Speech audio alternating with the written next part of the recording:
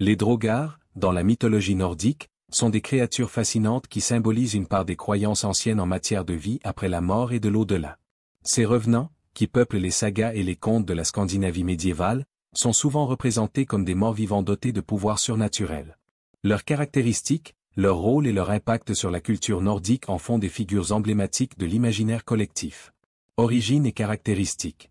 Le terme draugr provient de l'ancien norrois, où il désigne spécifiquement un esprit ou un revenant.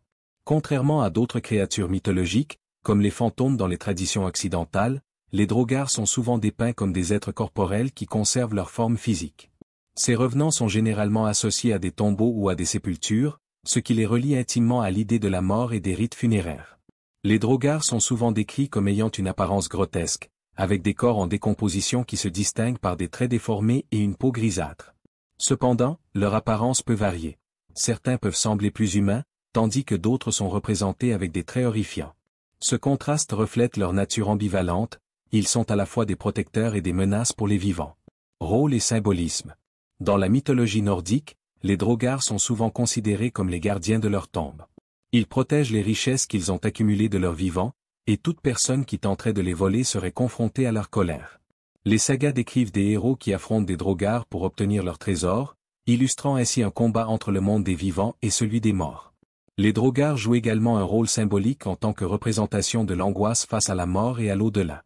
Leur existence suggère que les âmes ne trouvent pas toujours le repos après la mort, et que des conflits non résolus ou des rancœurs peuvent persister. Ce thème est particulièrement présent dans les récits de vengeance, où les Draugars sont motivés par des désirs de rétribution, ce qui en fait des figures tragiques mais puissantes. Les rites funéraires et la croyance en l'au-delà. La notion de Draugar est profondément liée aux croyances des anciens Scandinaves concernant la mort et l'au-delà. Dans la culture viking, les rites funéraires étaient d'une importance capitale.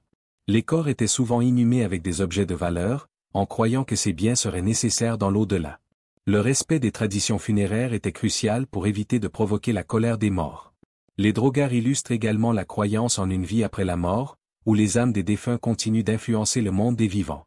La peur des revenants a conduit à des pratiques visant à apaiser ces esprits, telles que la réalisation de sacrifices ou des offrandes. Les Draugars sont souvent associés à des événements surnaturels, comme des tempêtes, des visions étranges ou des phénomènes inexplicables. Dans certaines sagas, ils sont capables de voyager à travers le temps et l'espace, hantant les vivants pour exprimer leur mécontentement ou leur désir de vengeance. Cette capacité à traverser les frontières entre les mondes souligne l'idée que le passé et le présent sont intrinsèquement liés, et que les actions des vivants ont des conséquences sur l'au-delà. Il existe également des récits de personnes ayant eu des visions de Draugars, leur révélant des vérités cachées ou des avertissements.